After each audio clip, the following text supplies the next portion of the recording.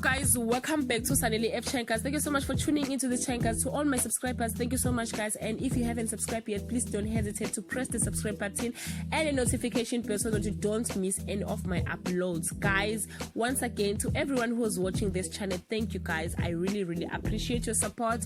So guys, today we're talking about Luyolo, the winner of Idols SA 2019 season 15.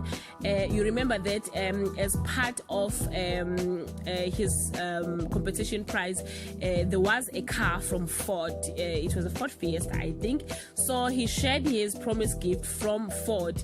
He wrote, when to go fetch my little one, welcome to the family, Jola or Ngeba Ompakomo Babusikelele at Ford South Africa at Idols SA. Wow, guys, congratulations to him. I must say, guys, he was dearly loved by women, and most of the women voted for Luyolo. I'm telling you, guys. So yeah, your hard work is in asset form. Yeah, the fans shared their congratulations on his Instagram page. Leave your comment below and share your thoughts. Till we meet again, I love you so much, guys. Have a nice day.